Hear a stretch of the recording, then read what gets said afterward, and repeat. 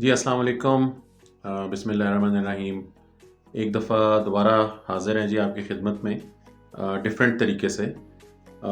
थोड़ा सा एक इंट्रोडक्शन का टाइम लूँगा और कोशिश करके जल्दी से इसको कवर अप कर लूँ ताकि मैं मौजू की तरफ आऊँ जहाँ से आज सीरीज़ हमने शुरू करनी है।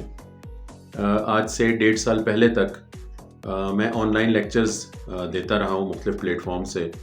और वो जितने ऑनलाइन लेक्चर्स मैंने दिए, सीरीज़ थी पूरी, एक मौजू पे कोई 5 लेक्चर, एक मौजू पे 7 लेक्चर, एक मौजू पे 6 लेक्चर, इस तरीके से पूरी सीरीज़ मैं प्रोड्यूस करता रहा। वो सारी की सारी सीरीज़ अब मेरे यूट्यूब चैनल के ऊपर, जहाँ अब इस वक्त आप मुझे देख रहे हैं, वहाँ पर ये सारी सीरीज़ मौजूद हैं।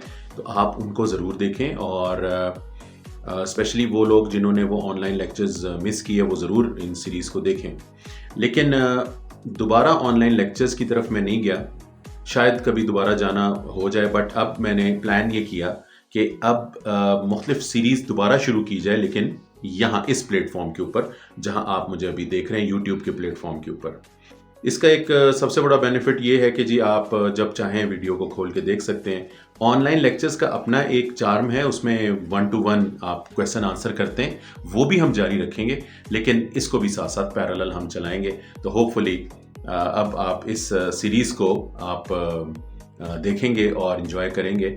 अच्छा जी, बिस्मिल्लाह करते हैं। सबसे पहले हम बात करेंगे एक्सोप्लैनेट्स के हवाले से। पहली सीरीज़ एक्सोप्लैनेट्स पर है और फिर अगली सीरीज़ और फिर अगली सीरीज़, और कोशिश मेरी ये है कि हर वीक में एटलीस्ट एक लेक्चर ज़रूर अपलोड किया जाए और एक मंथ में एक सीरीज़ कंप्लीट कर ली जाए, ताकि फिर अगले मंथ में दूसरे मौजू की तरफ जाएं, ताकि ज़्यादा जो मौजूआत हैं उनको हम कवर कर सकें। तो बिस्मिल्लाह करते हैं जी। एक्सोप्लैनेट्स की तरफ हमने जाना है, बात करनी है। पहले मैं एक इंट्रोडक्शन बता दूं थोड़ा सा कि एक्सोप्लैनेट्स कहते किसको हैं, क्योंकि जब भी प्लैनेट का जिक्र आता है ना तो सबके जहन में एक ही बात होती है कि सोलर सिस्टम के प्लैनेट्स, बस ये एक बात जहन में आती है। देखें, हमारा जो सोलर सिस्टम है, ये अब बड़ी कॉमन सी बात है, सब जानते हैं इस बात को कि जो सोलर सिस्टम है उसमें दरमियान में एक स्टार है, सन, और उसके गिर्द प्लैनेट्स घूम रहे हैं। और कम से कम 8 प्लैनेट्स को तो हम रिकग्नाइज करते हैं। फिर कुछ डॉर्फ प्लैनेट्स भी हैं और पॉसिबल है कि कुछ और प्लैनेट्स भी सोलर सिस्टम में मौजूद हों। एक लंबे अरसे तक हमें ये नहीं पता था कि क्या ये जो सोलर सिस्टम है हमारा, ये एक कॉमन प्लेस है, इस तरह के और भी सिस्टम्स हैं, या ये बड़ा एक यूनिक सिस्टम है, यानी और इस तरह के कोई सिस्टम्स नहीं हैं। तो अगर हम थोड़ी देर के लिए ये मान लें कि जी ये एक बड़ा यूनिक सिस्टम है और हमारा जो सन है उसके गिर्द प्लैनेट्स घूमते हैं, and sun is obviously a star, एक सूरज एक सितारा है, और ये मिल्की वे गैलेक्सी के बिलियंस ऑफ स्टार्स में से एक है। तो ये बात बड़ी अजीब होगी, हजम नहीं होगी कि बिलियंस ऑफ स्टार्स जो हैं उनके गिर्द सयारे ना हो, प्लैनेट्स ना हो, और सिर्फ सन के गिर्द प्लैनेट्स घूम रहे हो। ये क्यों होगा ऐसे? तो बड़े लंबे अरसे तक तो हम यही तस्वुर करते रहे कि शायद हमारा सन बड़ा कोई यूनिक स्टार है और सिर्फ इसी के गिर्द प्लैनेट्स घूमते हैं। और मैं यही कहूँगा कि जी रिसेंटली, ज़्यादा पुरानी बात नहीं, क्योंकि आपको पता है कि रिसर्च में और ये जो हमारी जो साइंटिफिक डेवलपमेंट है इसमें 20 साल, 25 साल या 15 साल ये कोई बहुत लंबा अरसा नहीं कहलाता, क्योंकि कायनात में तो आपको पता है लाखों और करोड़ों सालों की बातें होती हैं। लिहाजा ज़्यादा पुरानी बात नहीं है। बहुत रिसेंटली हमने पहली दफ़ा ये फिगर आउट किया कि एक और स्टार के गिर्द भी प्लैनेट्स हैं। ठीक है, अभी इंशाल्लाह ताला तफसीलन हम सारी बातें करेंगे। तो किसी और स्टार के गिर्द भी प्लैनेट्स घूम रहे हैं, और ये बड़ी एक ज़बरदस्त डिस्कवरी थी, क्योंकि यूं समझ लें कि हमने अपनी गैलेक्सी में, अपनी मिल्की वे गैलेक्सी में, अपने सोलर सिस्टम की तरह का एक और सिस्टम डिस्कवर किया था। अब स्टार्स जो हैं वो तो डिटेक्ट होते हैं, नज़र आते हैं, टेलीस्कोप में भी नज़र आते हैं, आम आंख से भी नज़र आते हैं। जो स्टार्स दूर होते हैं उनको आप पावरफुल टेलीस्कोप से देख लेते हैं। क्यों देख लेते हैं? क्योंकि स्टार्स खुद अपनी एनर्जी प्रोड्यूस करते हैं, ठीक है, वो खुद शाइन करते हैं। लेकिन उनके गिर्द जो प्लैनेट्स घूम रहे हैं वो खुद तो एनर्जी प्रोड्यूस नहीं करते, वो स्टार की लाइट को रिफ्लेक्ट करते हैं, फिर वो नज़र आते हैं। लाइक जैसे आपके अपने सोलर सिस्टम के प्लैनेट्स हैं, वो भी इसी तरीके से नज़र आते हैं। तो क्या हम दूसरे स्टार्स के गिर्द प्लैनेट्स को देख सकते हैं उस लाइट की मदद से जो उस प्लैनेट ने रिफ्लेक्ट की है, जो अपने स्टार की लाइट रिफ्लेक्ट की है, क्या हम उसकी मदद से उन प्लैनेट्स को देख सकते हैं? आप हैरान होंगे इस सवाल का जवाब सुन के कि बिल्कुल रिसेंटली हम इस काबिल हुए हैं कि हम प्लैनेट्स को डायरेक्ट देखें। ठीक है, बिल्कुल रिसेंटली। इससे पहले हम प्लैनेट्स को डायरेक्ट नहीं देख सकते थे। ठीक है, हम प्लैनेट्स को, हमने जब भी प्रूव किया है कि किसी स्टार के गिर्द प्लैनेट्स घूम रहे हैं, हमने उनको इनडायरेक्टली प्रूव किया, हमने उनको डायरेक्टली प्रूव नहीं किया। और ये जो इनडायरेक्ट प्रूव है, ये बहुत सारे तरीकों से हम प्रोवाइड कर सकते हैं। इसके कोई 3-4-5 तरीके हैं जिनसे हम ये पता चला सकते हैं कि किसी स्टार के गिर्द प्लैनेट्स घूम रहे हैं कि नहीं घूम रहे हैं। तो ये जो डायरेक्ट डिटेक्शन है, ठीक है, कि आप किसी स्टार के गिर्द देखें प्लैनेट्स को कि वो हाँ अपने ऑर्बिट में, ये बिल्कुल हमने रिसेंटली ये किया है। और मजीद हम ये चाहते हैं कि ये चीज़ रेगुलरिटी में हो। ठीक है, यानी रूटीन में हम दूसरे स्टार्स के गिर्द प्लैनेट्स को देखें। उसके लिए हमें बड़ी बड़ी टेलीस्कोप्स की ज़रूरत है, और जितनी टेलीस्कोप का साइज़ बड़ा होता चला जाएगा उतनी उसकी लाइट की गैदरिंग की पावर बढ़ती चली जाएगी, और वो डिम से डिम ऑब्जेक्ट को भी देख सकती है। मैं आपको एक इंफॉर्मेशन देता हूँ, और यहाँ पर ये जो इंफॉर्मेशन मैं आपसे शेयर करने लगा हूँ, इसको आपने जाकर फिर सर्च भी करना है। ठीक है, इसको सर्च करें और इस पर ज़रा डिटेल्स देखें। इस वक्त दुनिया की जो ऑपरेशनल सबसे बड़ी दूरबीन है, टेलीस्कोप है, उसका नाम है जी VLT, राइट। मतलब देखें, नाम भी कितना अच्छा हमने रखा हुआ है। हमने उसका नाम रखा हुआ है VLT। VLT stands for very large telescope, यानी दुनिया की जो सबसे बड़ी टेलीस्कोप है उसका नाम है बहुत बड़ी टेलीस्कोप। कैसा जबरदस्त नाम है। और इसके बाद ये जो VLT है, इसके बाद एक और टेलीस्कोप हम बना रहे हैं जो कि बिल्कुल लेटेस्ट खबर दे रहा हूं, 50% कंप्लीट हो चुकी है। उसका नाम है ELT।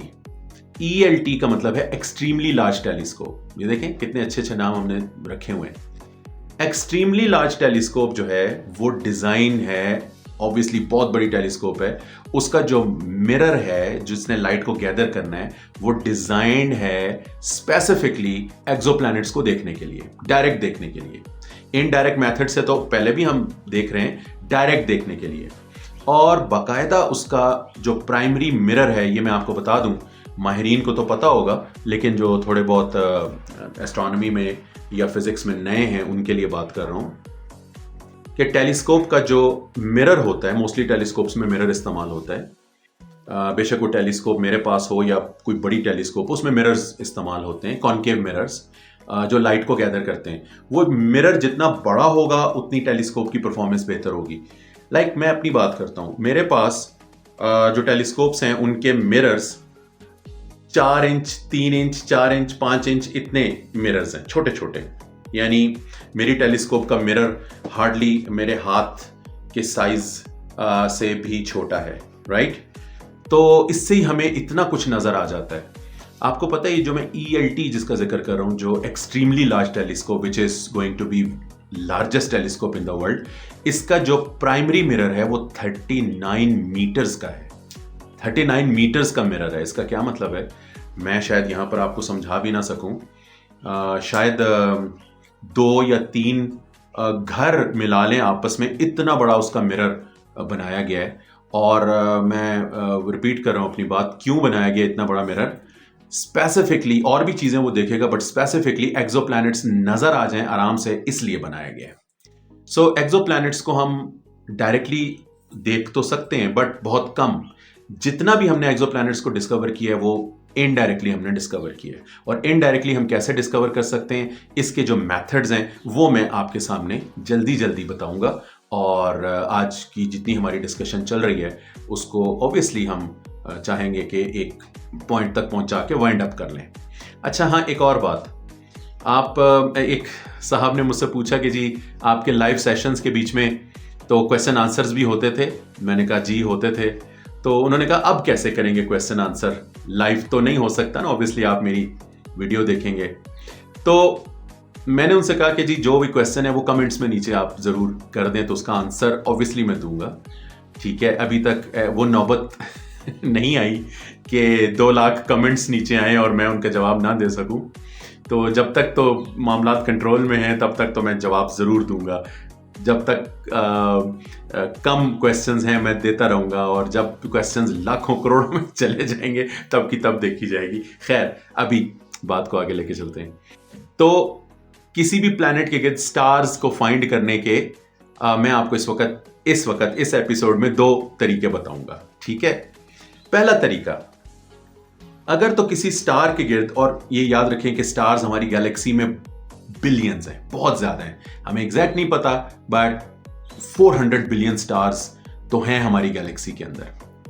अच्छा, जब भी किसी स्टार के गिर्द प्लैनेट घूम रहा होगा और अगर उसका प्लेन बिल्कुल आपके जिस तरफ आप देख रहे हैं उसी तरफ उसका प्लेन है, ठीक है।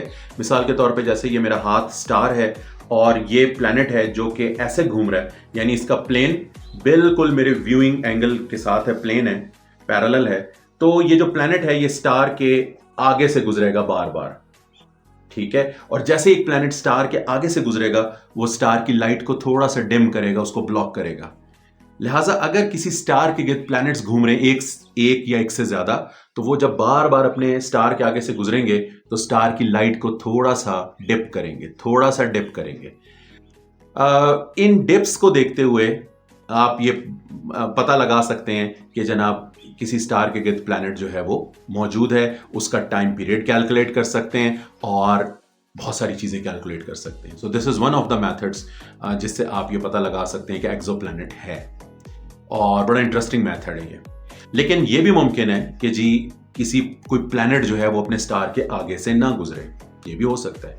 तो इन दैट केस अगर कोई प्लैनेट जो है वो स्टार के गिर्द ऐसे चक्कर लगा रहा है और उसके आगे से नहीं गुजर रहा, फिर आप उसको कैसे डिटेक्ट कर सकते हैं। अब ये वाली जो बात है इसको आज के लेक्चर की एक आखिरी बात समझ के आप सुन लें, और फिर मजीद जो मेथड्स हैं उन पर इंशाल्लाह हम बाद में बात करेंगे। अच्छा, जब भी कोई चीज़ दूसरी चीज़ के गिर्द घूम रही होती है, जैसे आप कहते हैं मून अर्थ के गिर्द घूमता है या जुपिटर प्लैनेट सन के गिर्द घूमता है, तो जब भी कोई चीज़ दूसरे के गिर्द घूमती है तो ये एग्जैक्टली ये स्टेटमेंट सही नहीं है। This is not exact true statement. असल में एक ऑब्जेक्ट दूसरे ऑब्जेक्ट के गिर्द नहीं घूमता, ये दोनों अपने कॉमन सेंटर ऑफ ग्रेविटी पे घूमते हैं, कॉमन सेंटर ऑफ मास या कॉमन सेंटर ऑफ ग्रेविटी पे घूमते हैं। कॉमन सेंटर ऑफ ग्रेविटी क्या होती है, इन आसान जुमला इस्तेमाल करूंगा, फिजिक्स की टर्मिनोलॉजीज में नहीं जाता।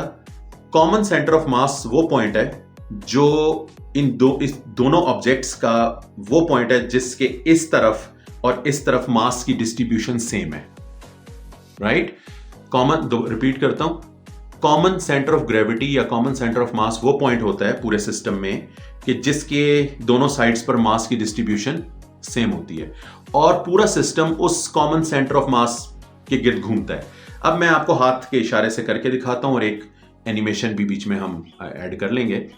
सो नाउ ये मेरा जो हाथ है ये प्लैनेट है, ये स्टार है, स्टार बड़ा है, प्लैनेट छोटा है। तो जब ये दोनों अपने कॉमन सेंटर ऑफ मास पे घूमेंगे, so they will be rotating like this.